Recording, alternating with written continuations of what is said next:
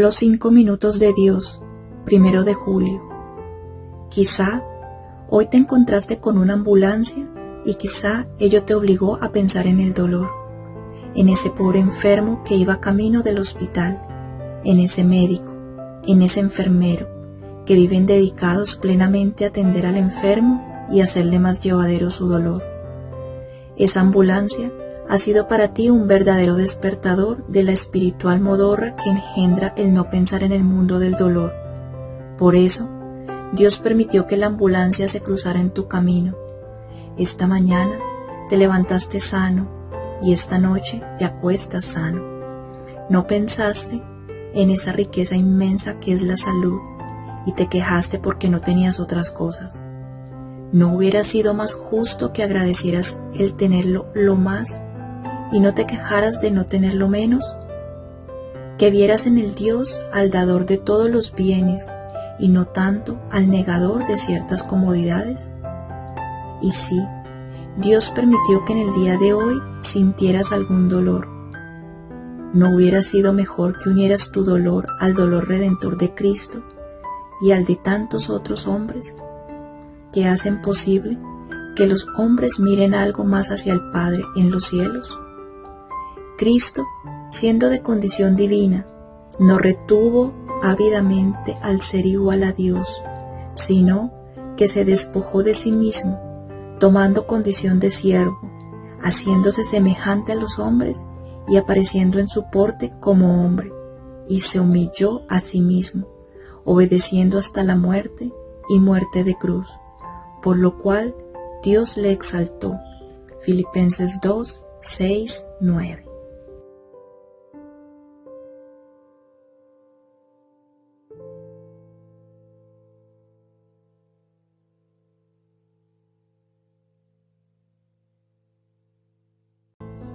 ...2 de julio... Se habla de 200 millones de enfermos en el mundo.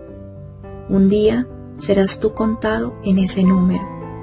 Para ese entonces, reflexiona que si la muerte es castigo del pecado, tiene otras proyecciones que no debes dejar pasar por alto. La enfermedad nos ilumina el ministerio de nuestro futuro.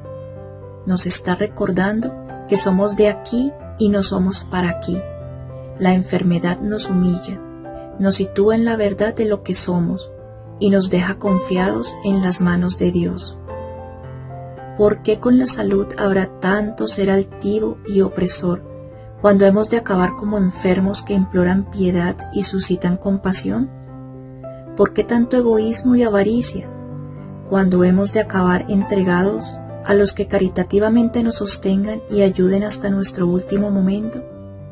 La enfermedad nos acerca a Dios. Es el único con quien nos vamos a quedar y de quien recibiremos para siempre amor y dicha. El salario del pecado es la muerte, pero el don gratuito de Dios, la vida eterna en Cristo Jesús nuestro Señor. Romanos 6:23. No está mal que suframos nuestras enfermedades como una reparación por nuestros propios pecados.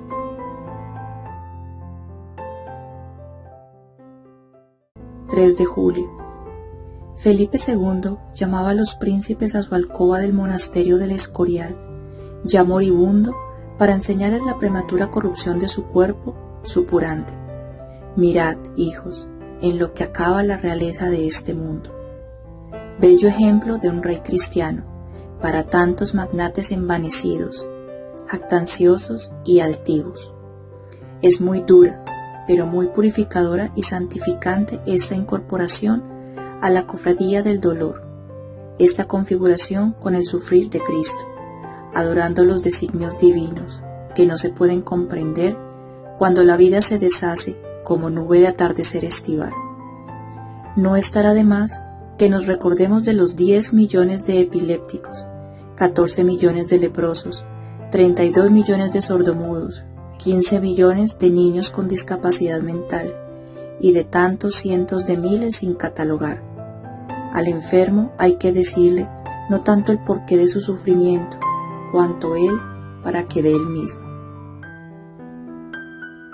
Por Cristo y en Cristo Se ilumina el enigma del dolor y de la muerte, que fuera del Evangelio nos envuelve en absoluta oscuridad. Génesis 22. El sufrimiento es la moneda con la que se compra la eficacia del apostolado y es el mejor crisol de nuestro amor a Dios. 4 de julio. El afán desmedido de nuestro mundo por la libertad ha hecho que en muchos ambientes se vaya rechazando ya por sistema la autoridad, y esto no puede ser.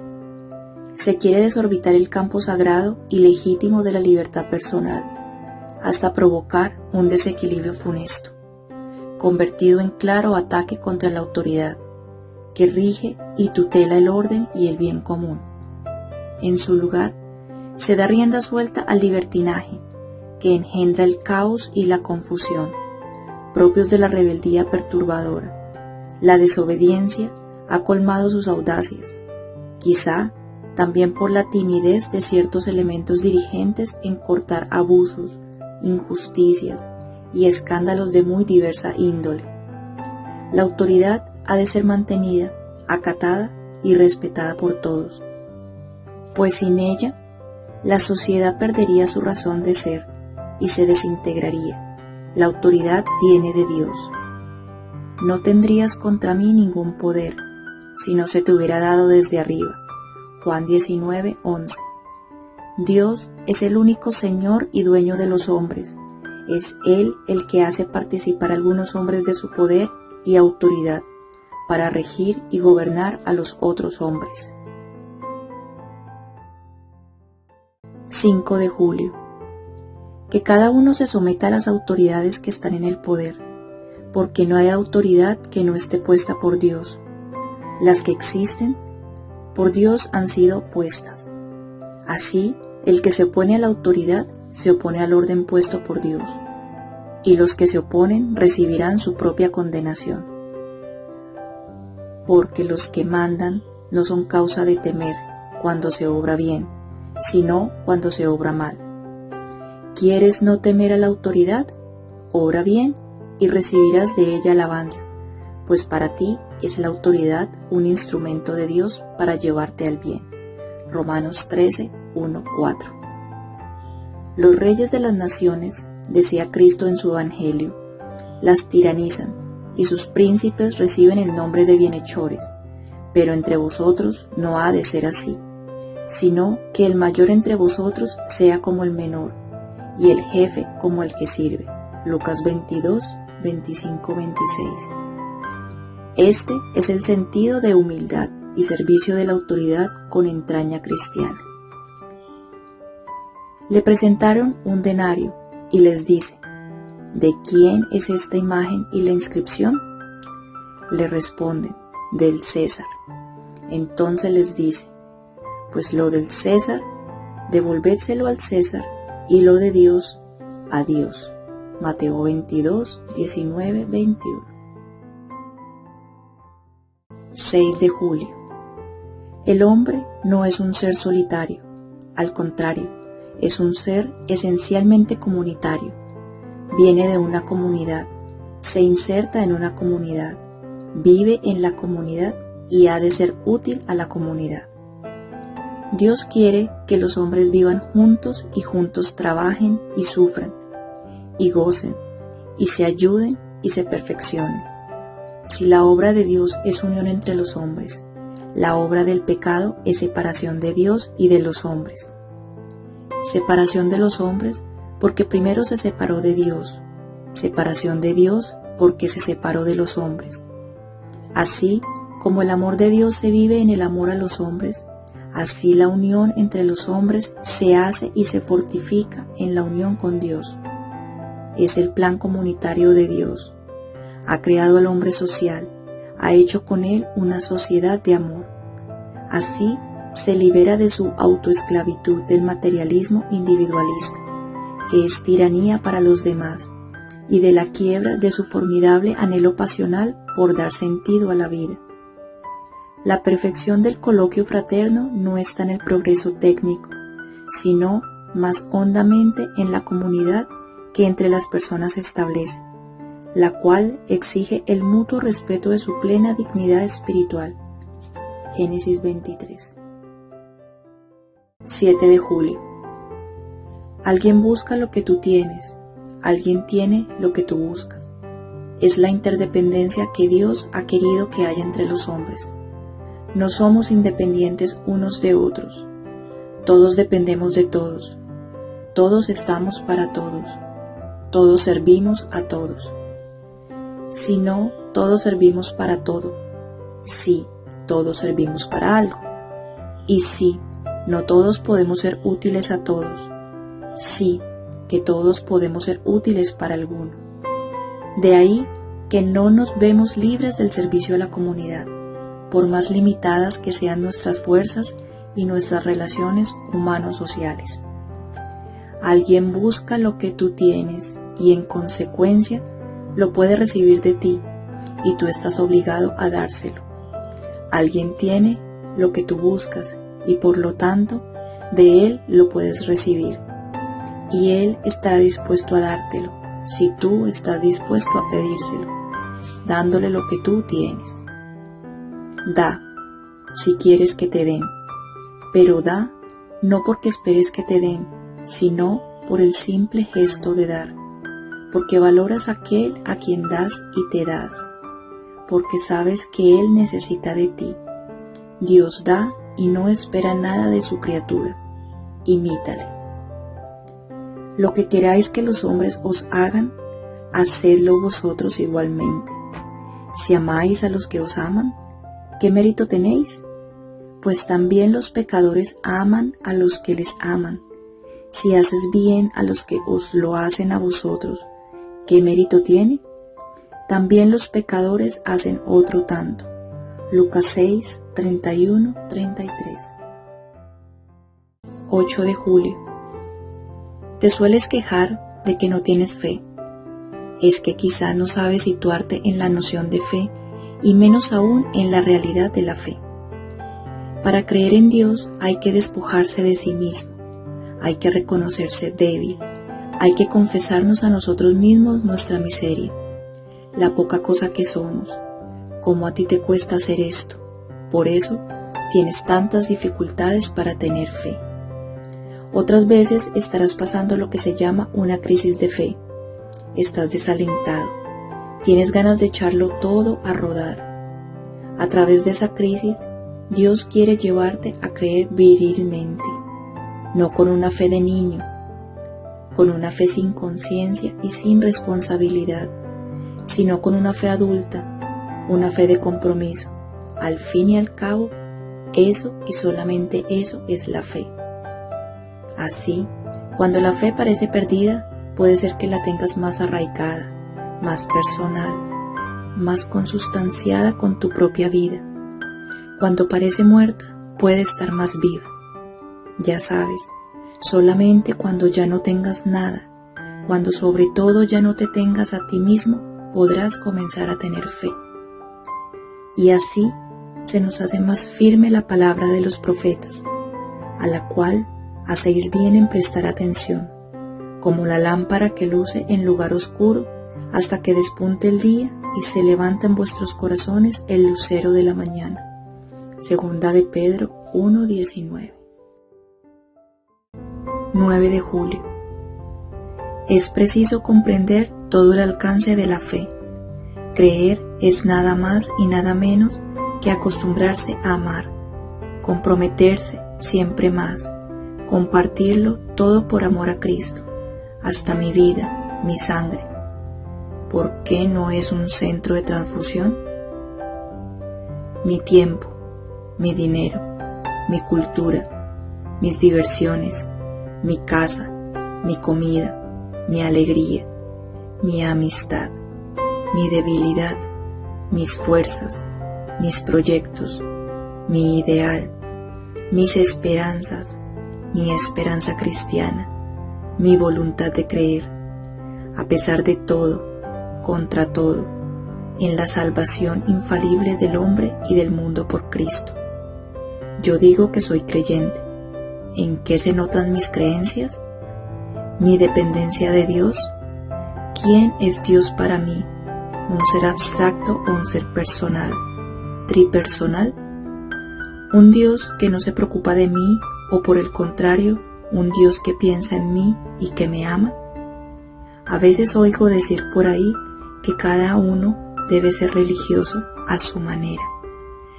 Pero, si tengo fe en que Dios ha hablado, ¿cómo puedo ser religioso a mi manera y no a la manera como Dios me ha dicho que debo serlo?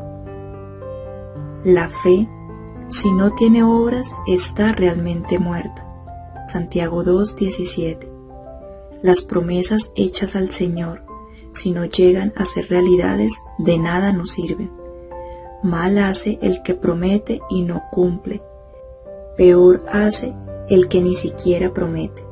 Solamente el que cumple lo prometido es el que se hace digno del premio. Si Cristo cuenta contigo, no lo defraudes. 10 de julio. La fe no es un producto de la razón, sino un don de Dios. En consecuencia, no llegarás nunca a la fe discurriendo tú. Solamente Dios te la puede dar, y ciertamente te la dará si eres suficientemente humilde para esperarla de Él y nada más que de Él. Pero si pretendes alcanzarla por ti mismo, no llegarás a la fe nunca. ¿Cuál será tu responsabilidad si no tienes fe? El no haberte dispuesto con suficiente humildad. A Dios solamente se le puede ver cuando se pone uno de rodillas. Por más que nos duela doblar nuestras rodillas y por más que juzguemos que esa posición es indigna de un hombre. La experiencia del mundo nos ha llevado al convencimiento de que el que no se arrodilla ante Dios no tarda en arrodillarse ante los hombres. Y esto sí que es humillante. Como Dios está en tu interior, si caminas con la cabeza demasiado erguida, nunca verás a Dios. Pero si la inclinas, como mirándote a ti mismo, a tu interior, allí lo podrás descubrir con facilidad. El que crea y sea bautizado se salvará. El que no crea se condenará. Marcos 16:16. Nadie puede venir a mí si el Padre que me ha enviado no lo atrae. Juan 6:44. 11 de julio. La fe no es un producto de la razón, pero si eres creyente, estás obligado a conocer y a saber exponer los fundamentos de tu fe, los motivos razonables que te hacen permanecer en el mundo de la fe. A veces te ha cruzado por la mente esta idea: acepto a Dios, pero no sus misterios. ¿Reconoces lo ilógico de esa postura? En la fe se trata de ver o de aceptar, y se trata de aceptar por lo que ves todo razonable o porque es Dios quien te inspira confianza en su palabra reveladora. Si crees porque a ti te parece verdad y razonable, entonces estás creyendo en ti, en tu razón, en tu entendimiento que te muestra las cosas como aceptables. Crees en ti, pero no en Dios, y eso será fe humana, pero nunca fe divina. Y con la fe humana puedes llegar a los mayores desastres, puedes perderla con facilidad, pues el fundamento en que se apoya es muy variable, mientras que la fe divina es inconmovible, pues Dios es siempre el mismo y nunca cambia. Has creído porque me has visto. Dichosos los que aún no viendo creen. Juan 20:29. La fe es garantía de lo que se espera, la prueba de las realidades que no se ven. Hebreos 11:11. La fe es un salto en el vacío, pero el que da ese salto sabe que no caerá en el vacío, sino en los brazos de Dios, que es su Padre, que no puede engañar. 12 de julio. Eres creyente, tienes fe, pero es quizás más importante que reflexiones sobre las exigencias de tu fe. Si eres creyente, eres el hombre del sí a Dios. La fe te exige vivir ese sí plenamente, con todas sus consecuencias, sean estas personales, sean de orden comunitario. Para decir que sí a Dios, tienes que dialogar con Él, a fin de darle tu respuesta, ya que la fe es eso, precisamente, la respuesta que el hombre da a Dios, a su palabra, que no es revelada. Tu diálogo con Dios, tu oración personal, es indispensable para tu vida de fe. Si no oras, expones tu vida de fe. Orar es para ti una necesidad vital, diaria, lo mismo que la respiración. Primera y maravillosa exigencia de tu fe, ser en toda tu vida, con el pueblo de los creyentes y en la intimidad de tu conciencia, el interlocutor vivo del Dios vivo. En el Evangelio se revela la justicia de Dios, de fe en fe, como dice la Escritura. El justo vivirá por la fe. Romanos 1:17. La fe es la condición única para que la justicia de Dios se revele en nosotros. 13 de julio. Creer es aceptar todos los gestos salvadores de Jesucristo. Estos gestos son los sacramentos, actos de Cristo Salvador, repetidos perpetuamente por la Iglesia, mientras haya hombres que nacen y que mueren. Ya ves, creer es orar, creer es practicar, en el buen sentido de la palabra. Un creyente que no practica se convierte en una verdadera paradoja viviente, en una contradicción consigo mismo, en un desgarramiento interno, que lo ha de torturar, porque al mismo tiempo dice que sí y luego dice que no. Sí, yo creo que Dios ama al hombre y le ha enviado a Jesucristo para que sea su Salvador. No, actúo como si Dios no amara a los hombres, como si no me amara a mí. Por cierto, que es un gesto exterior. Un rito puede ser una cosa sin sentido y sin razón, pero lo lógico no es dejar de poner ese rito, sino ponerlo con toda la vida interior, que lo hará vivo y vivificante. En pie, pues, ceñida vuestra cintura con la verdad y revestidos de la justicia, como coraza, calzados los pies con el celo por el Evangelio de la paz, embrazando siempre el escudo de la fe, para que podáis apagar con él todos los encendidos dardos del maligno. Efesios 6, 14, 10. Buena armadura y preparación para las luchas contra el mal. Buen programa para nuestra acción apostólica. 14 de julio. Dice la Biblia que el creyente debe dejar las cosas de aquí abajo y buscar más bien las cosas de arriba. Cosas de aquí abajo: dinero, erotismo, lujo, maldad, deseo de poder, egoísmo de toda forma, en los individuos y en los grupos. Cosas de arriba: simplicidad de vida, desinterés, don de sí, verdadero amor, alegría, paz, vivir en Dios y por Dios. Decirse creyente y vivir como todo el mundo, pactar con el dinero, la impureza, la deshonestidad, el orgullo, es mentir a Dios, es mentirse a sí mismo, a la propia conciencia, y es mentir a los demás, que piensan que nosotros somos verdaderos creyentes porque nos confesamos tales. Es decir, el creyente no creyente, el creyente que no vive su fe, es peor y hace más daño a la fe que el que a sí mismo se dice no creyente. Para ser creyente debes manifestar al mundo con tus palabras y con tu testimonio de vida que Dios es amor. Recibiréis la fuerza del Espíritu Santo, que vendrá sobre vosotros, y seréis mis testigos en Jerusalén, en toda Judea y Samaria, y hasta los confines de la tierra. Hechos 1:8. No olvides ni un solo momento que debes ser testigo de Cristo y de su Evangelio.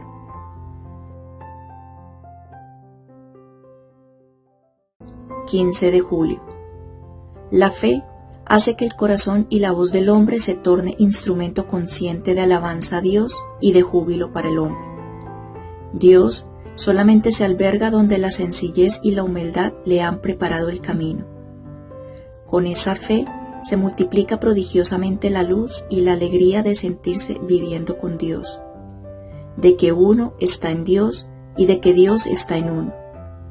El creyente es un hombre de por sí optimista y alegre, de suerte que aún cara a la muerte, al dolor, al sufrimiento, a las privaciones que la vida impone, su alma queda inundada de paz y serenidad, porque en la muerte el cristiano, más que verse privado de algo, es Él quien da, quien se da al Padre que está en los cielos, y quien da, quien se ofrece, debe hacerlo con gozo y con paz. La muerte, el dolor del creyente, recibe una luz característica, que no es posible compararla con nada en este mundo. Solamente el creyente es capaz de descubrirla, de comprenderla y de gozarla. Para el no creyente, esto es todo un misterio y le suena música celestial. Para el creyente es realmente celestial. Pues de su plenitud hemos recibido todos, gracia por gracia. Juan 1:16. No debes olvidar que la gracia es un don, un regalo, y que debes hacer de la vida de gracia tu verdadero ideal, el ideal de toda tu vida, vivir en gracia y vivir la gracia en toda su plenitud, consciente y creciente. 16 de julio. En torno a Dios todo es blanco, todo es límpido, todo sencillo, todo sin dobleces, todo tiene sonrisa de niño, gorjeo de pájaros, aroma de flores, candidez de virgen. La vida del que cree en Dios es una aleluya perenne e inmutable, un canto de esperanza, un grito de exultación y de gozo, un himno de gratitud y de petición, un estallar el corazón en lágrimas sedantes que reconfortan al saberse hijo de Dios. Toda la vida del cristiano se sacraliza por la presencia de Dios en ella. Por eso el cristiano canta, no solamente en sus actos litúrgicos, sino en todos los momentos, aún en los más duros y difíciles, aún en los más ásperos y de aristas más cortantes. El creyente no puede tratar de engañar a Dios, presentándole flores artificiales, en actitud de niño travieso que oculta las cosas. Ha de darle no una apariencia de fe y de amor, sino una fe ciega y total, y amor de entrega absoluta y sin reservas. No basta vivir la gracia constante y creciente, sino que es preciso vivir la otra dimensión, la gracia difundida o comunicada a los demás. Dad y se os dará, porque con la medida con que mediréis se os medirá a vosotros. Lucas 6:38. 17 de julio. Un escritor invita a pedir perdón a Dios por aquellos mármoles que en los tiempos no fueron mármoles, sino marmolina o mármol pintado, y por la seda que fue sedalina, y por las velas que solo tuvieron de vela su forma alargada y fueron palos largos pintados de blanco, y por los ramos de flores, que fueron papeles o trapos u objetos de plástico. Más que un obsequio al Señor, un objeto auténtico es una mueca de desprecio al único auténtico, y además un índice desdichado de nuestras falsías, de nuestras ilegitimidades y de nuestros fingimientos humanos. De eso sí deberás pedir perdón a Dios, de todo aquello que mostraste sin ser en realidad, de tu piedad fingida, de tu amor falsificado, de tu entrega con doble finalidad, cuando no con triple o más inconfesables intenciones. Con ojos de carne no es posible ver, y con labios de barro no es posible orar. Te sobra carne, te falta espíritu. Al sacrificar a Dios un sacrificio de alabanza, lo haréis de tal modo que os sea aceptado. Levítico 22:29.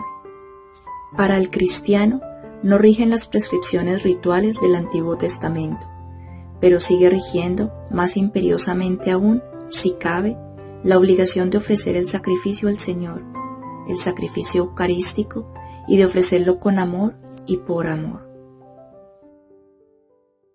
Los 5 minutos de Dios, 18 de julio. Todo templo tiene un altar. No sería templo sin el altar. El templo es para cobijar el altar. Pero es que en nuestra vida debemos tener un altar.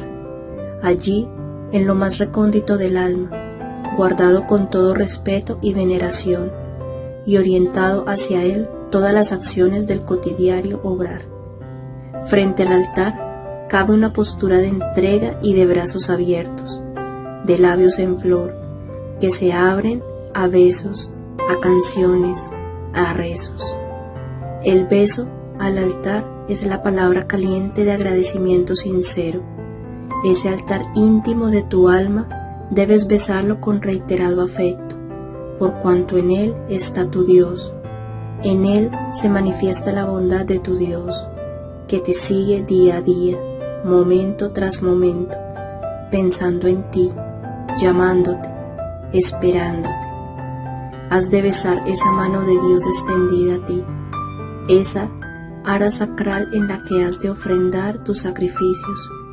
Todo es de Dios y todo es para Dios, y todo eso lo debes ofrecer así, con sonrisas, con rezos, con cantos e himnos de alabanza, con canciones y besos de gratitud y de amor reconocido y profundo. Harás también un altar para quemar el incienso. Cosa sacratísima es el altar en honor de Dios. Éxodo 30, 1-10. El altar en el que día a día debes ofrecer tu holocausto al Señor, ha de ser la mesa de tu trabajo, tu escritorio, tu herramienta, tu coche, tu cocina, tu mesa de planchar, etc. Todo debe ser ofrenda al Señor, ofrecida en todo lugar y en todo momento. 19 de julio. Los poetas cantaron con mimo a las flores. Todos nos extasiamos ante la pomposidad de las rosas, ante el aroma del clavel, la blancura de la azucena, la complicada armonía de una orquídea, la caprichosa formación de una pasionaria, la invisible presencia de una violeta, la débil fortaleza del gladiolo. Todos cuidamos con esmero las flores de nuestro jardín, de nuestras macetas, destinadas a formar ramos para nuestros centros de mesa o para obsequiar a los que queremos bien. Pero hay ciertas flores que están destinadas a marchitar su colorido y su esbeltez y a deshacer su aroma, acariciando las puertecillas de un sagrario.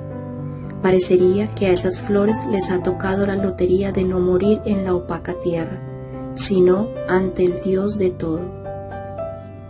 En tu vida, hermano, has de reservar algunos actos, que sean como las flores, que dediques única y exclusivamente a tu Dios. Estará bien que hagas lo demás, pero estará mejor que no te olvides de aquel que se acuerda de ti minuto a minuto. A ti solo se debe adoración, Señor. Baruch 6:5. Entrad, adoremos, postrémonos de rodillas ante el Señor que nos ha hecho, porque Él es nuestro Dios.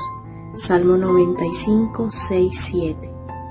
Que tu postura, tu actitud en el templo, sobre todo durante el sacrificio de la misa, sea de un verdadero adorador, de uno que adora en espíritu y en verdad. 20 de julio. El agua corre limpia y cristalina, desparramando frescura y verdor, fecundando la madre tierra, hinchando las semillas, dando color a las flores, madurando los frutos, acallando la sed de los animales, refrescando las gargantas de los caminantes. Pero el agua cantó su canción más cantarina en la pila bautismal, cuando limpió la frente del niño y blanqueó su espíritu de la mancha original. Entonces el agua fecundó una vida, que no es terrena, porque es la misma vida de Dios que se transmitía al alma del hombre, a un niño, pero ya hecho, por ello, verdadero Hijo de Dios. Esa agua, instrumento sacramental de la nueva vida en el hombre, siguió corriendo y deslizándose, pero con la alegría de haber sido el instrumento de la inmensa bondad de un Dios, que quiso hacerse hombre, pero que no paró hasta ser al hombre partícipe de su misma divinidad. Y si el hombre perdió el miedo cuando vio a Dios hacerse como él, se sobrecogió cuando se sintió divinizado por la gracia. En verdad te digo, el que no nazca de agua y de espíritu no puede entrar en el reino de Dios. Juan 3:5. Habéis sido reengendrados de un germen corruptible, sino incorruptible, por medio de la palabra de Dios viva y permanente. Medita en la realidad y en las exigencias de tu bautismo. 21 de julio. Hay una riqueza simbólica en la luz de la vela, en la llama del cirio pascual. Su simbolismo, pletórico de significado, nos está recordando que debemos ser luz para el mundo, para ese mundo que anda entre tinieblas, tinieblas que son de error y de maldad, maldad que se esparce por las 4 latitudes, latitudes que deberán ser renovadas por el hombre cristiano que ha de ser un cielo desbordante de luz. La luz de la vela es un grito de vida espiritual, una lengua que pregona la venida del Salvador, que fue la luz del mundo. Esa débil luz de la vela, ese débil resplandor, tapado por el chorro potente de los modernos reflectores, está indicando que, en medio de todo este mundo dinámico, aplastador, desbordante, hay que saber descubrir la luz de la fe, que es un canto de gozo y de triunfo sobre todas las limitaciones humanas, luz que es mensajera de un mundo inmaterial de paz y de amor. Llega la hora, ya estamos en ella, en que los adoradores verdaderos adorarán al Padre en espíritu y en verdad, porque así quiere el Padre, que sean los que le adoren. Dios es espíritu, y los que le adoran deberán adorarle en espíritu y en verdad. Juan 4, 23, 24. 22 de julio. Para el cristiano hay pocas realidades que revistan una proyección tan vital como la de comunión. Y es que comunión y comunidad son 2 términos que marchan al mismo ritmo teológico, tanto en la convicción como en la vida del cristiano. Comunión es común unión. Sin esa común unión no puede existir la vida de la fe, la vivencia del amor. Solamente cuando lo mío se convierta en lo nuestro, Dios lo convertirá en lo suyo, y solamente cuando lo mío sea lo suyo, lo de Dios, es cuando nos sentiremos elevados sobre nuestra propia naturaleza. Pero insistamos en que lo mío llegará a ser lo de Dios, solamente cuando haya pasado por la etapa de ser visto y vivido como lo nuestro, lo de todos. Y es que en la Iglesia todo sabe a familia, no a fuerzas que establezca por ley y borre todas las desigualdades, sino a amor que busca la comunicación, la comunión de unos con otros. Nosotros, siendo muchos, no formamos más que un solo cuerpo en Cristo, siendo cada uno por su parte los unos miembros de los otros. Romanos 12:5. Descubrir a la comunidad es la mejor forma de encontrar a Dios y encontrarse consigo mismo. En el prójimo nos encontramos los 3, Dios, el hermano y cada uno de nosotros. 23 de julio. Cuando nos hallamos ante un espectáculo grandioso, majestático, el silencio es la mejor expresión de nuestra admiración. el mejor homenaje que podemos rendirle, por confesar implícitamente que no hallamos palabras para expresar todo lo que sentimos y vivimos en ese momento.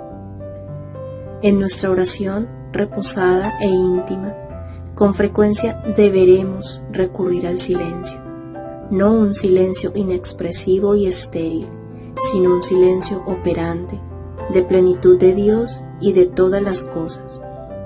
El silencio es la palabra más plena, la más redonda, la que dice más, la que todos entienden, la que no necesita explicación, la que no se halla limitada por conceptos, la que Dios escucha mejor, con la que más se entienden los hombres.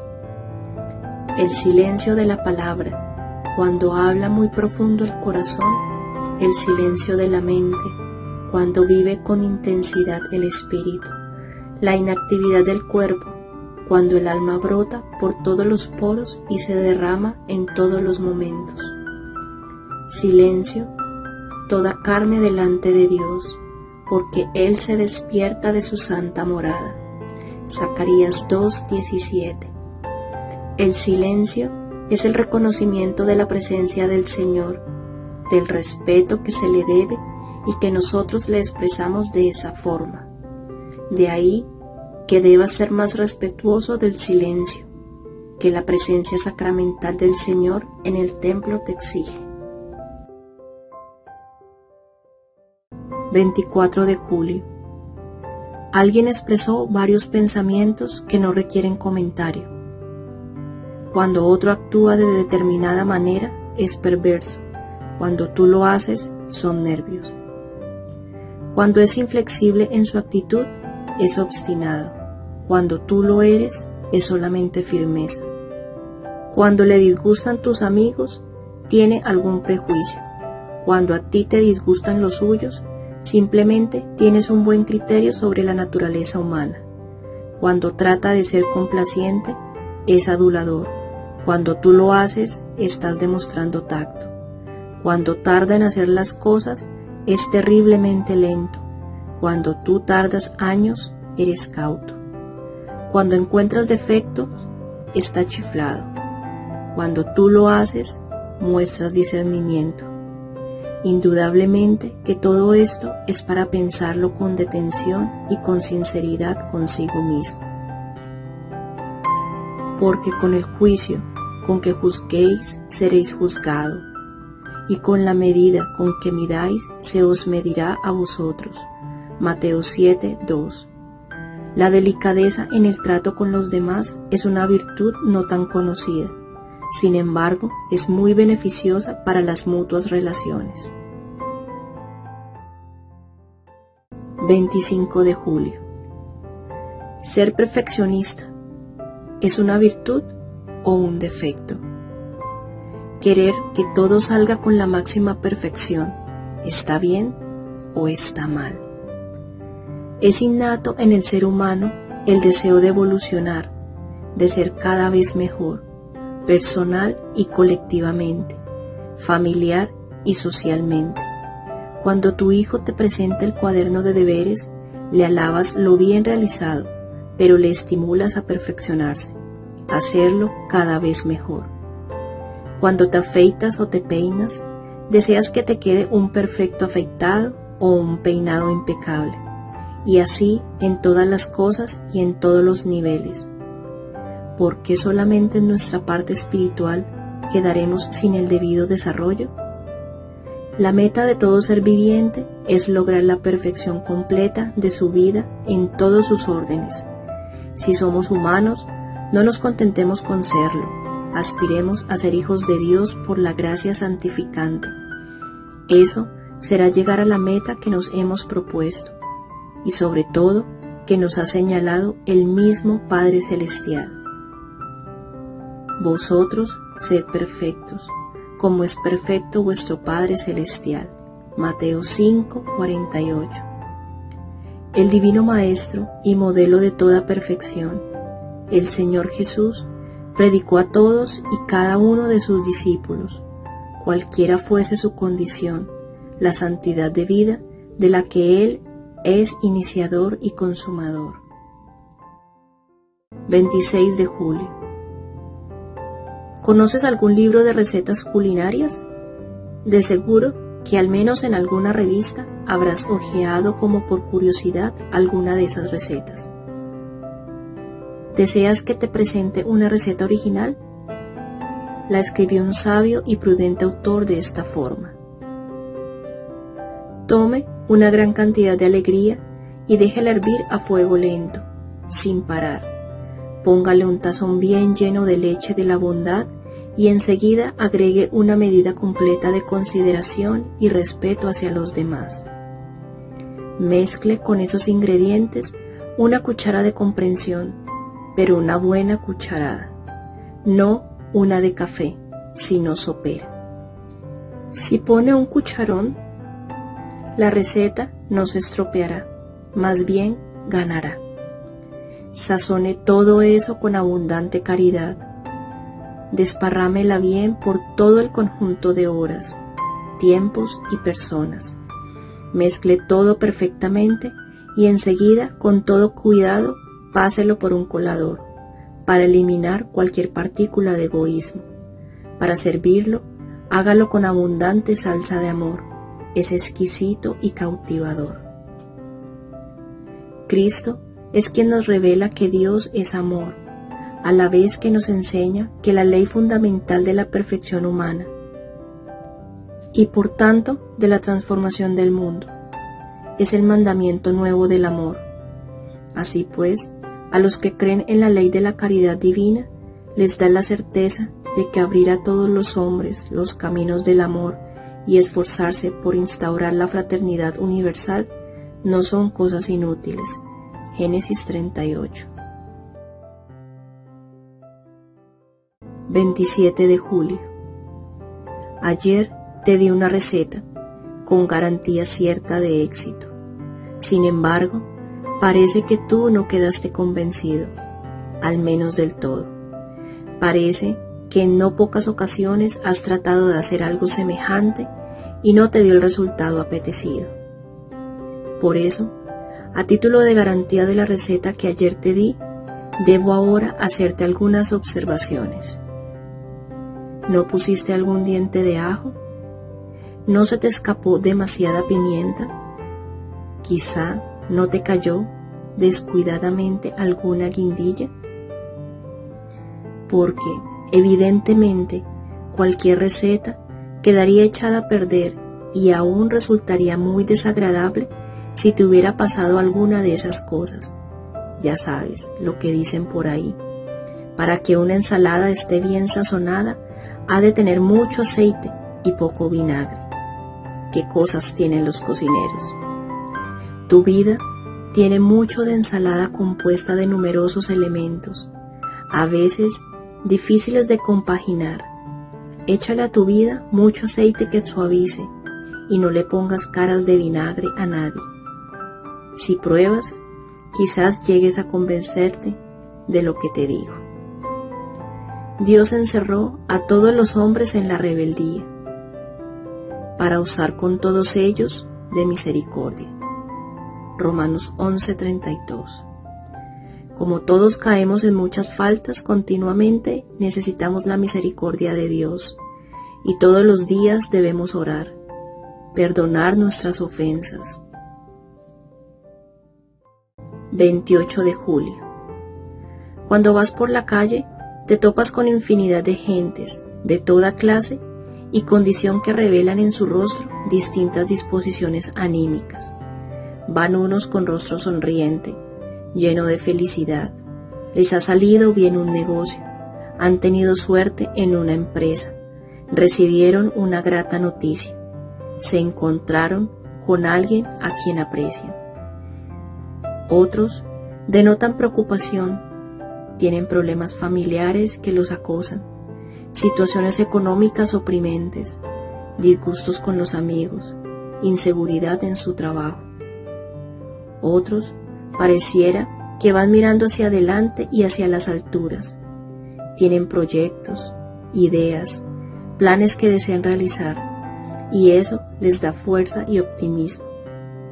Solamente es digno de compasión aquel que, se aburre, que no hace nada ni tiene planes de hacer algo, aquel que no tiene vitalidad, que no haya objetivo a su existir, para el que la vida carece de sal.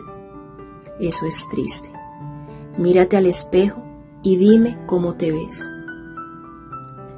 En la Iglesia, por la fe, somos instruidos acerca del sentido de nuestra vida temporal, mientras que con la esperanza de los bienes futuros llevamos a cabo la obra que el Padre nos encomendó en el mundo y labramos nuestra salvación.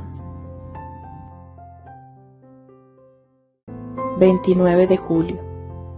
No todos los días te levantas con el espíritu alegre y despreocupados. Algunas veces, ya desde la mañana te persigue el recuerdo de una adversidad que estás enfrentando hace tiempos. Hace 300 años, un prisionero escribió en la pared de su prisión esta frase, con la que pretendía conservar en alto su estado de ánimo. No es la adversidad la que mata, sino la impaciencia con que soportamos la adversidad. Es verdad. Impacientándote en las adversidades, nada arreglarás. Más bien lo echarás todo a perder o agravarás la situación. No es, pues, un remedio la impaciencia o la ira. Si a este consejo de orden meramente natural y psicológico sabes añadir otro de orden superior, de orden sobrenatural, como es el reconocer que Dios te ha permitido esa adversidad para que seas capaz de mostrar tu valer, tu fidelidad, tu capacidad de amar, entonces la adversidad será llevada por ti no solo con paciencia y resignación, sino aún con cierta alegría para saberte fiel. La Iglesia está fortalecida con la virtud del Señor resucitado, para triunfar con paciencia y caridad de sus aflicciones y dificultades, tanto internas como externas, y revelar al mundo fielmente su misterio, aunque sea entre penumbras, hasta que se manifieste en todo el esplendor al final de los tiempos.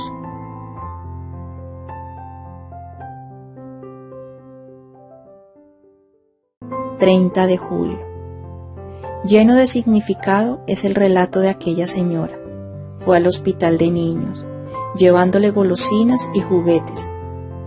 Iba pasando de una cama a otra, depositando en las manos de los enfermitos su obsequio. Pero una niña enferma no quiso recibir nada, mientras presentaba un rostro tristón. Al preguntarle por qué no quería recibir ni juguetes ni golosinas, respondió que no era eso lo que ella esperaba. Se le preguntó de nuevo qué esperaba, qué deseaba, y ella replicó: lo que yo espero es a alguien que me dé un beso. Dirás que es una puerilidad, pero es que son muchas las personas que en su interior llevan un niño que fácilmente se despierta y no deja de llorar hasta que le den lo que necesita. ¿Por qué no te preocupas de descubrir al niño de cada uno y de darle un poco de afecto, algo más de bondad, una sonrisa, una compañía al menos de media hora de conversación? El mundo se muere por falta de afecto, por frío de corazones, por alguien dispuesto a perder el tiempo escuchándole. Cualquier otro precepto en esta sentencia se resume: amarás al prójimo como a ti mismo. El amor es el cumplimiento de la ley. Romanos 13, 9, 10. Primera de Juan 4, 20. Esta doctrina posee hoy extraordinaria importancia a causa de dos hechos: la creciente independencia mutua de los hombres y la unificación asimismo creciente del mundo.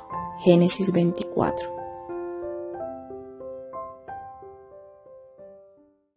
«31 de julio. Qué poco cuesta ser agradecido y sin embargo cuánto se estima la gratitud. Esa propina que dejas sobre la mesita del restaurante sin decir palabra, sabría mejor si añadieras una sola palabrita tan fácil de pronunciar: gracias. Esos pocos céntimos que depositas en la mano del que te limpia los zapatos serían recibidos con mayor alegría si los acompañaras de una palabra que diera a conocer a ese hombre humillado a tus pies que su trabajo es dignificador y que por ello le estarás agradecido. esa carta que recibes, ese telegrama, esa verdura que compras, esa llamada telefónica que atiendes, ese servicio que te presta un empleado público, esa información que te dan en la estación. Todo eso y muchas otras cosas, si estuvieran salpicadas de la palabrita gracias y de una amable sonrisa, sincera, cálida, no dejaría de llegar hasta el corazón de los demás y los volvería más abiertos, más dispuestos a la ayuda del prójimo, más solícitos. Si cada día dijeras gracias a Dios por darte un nuevo día y por hacerte gozar de salud y de tantas otras cosas, la vida de tu espíritu sería más intensa y la vivirías con otra proyección. Cristo sana a los 10 leprosos de su enfermedad. Solamente uno de ellos volvió para agradecer a Dios la salud recibida. Cristo tomó la palabra y dijo: ¿no quedaron limpios los 10? ¿Los otros 9 dónde están? ¿No ha habido quien volviera a dar gloria a Dios sino este extranjero? Y le dijo: levántate y vete, tu fe te ha salvado. Lucas 17, 11, 19. Lo prometí ante el sagrario ayer, se lo juré al Cristo de mi fe, que guardaré total fidelidad. La luz de mi cursillo no se apagará jamás.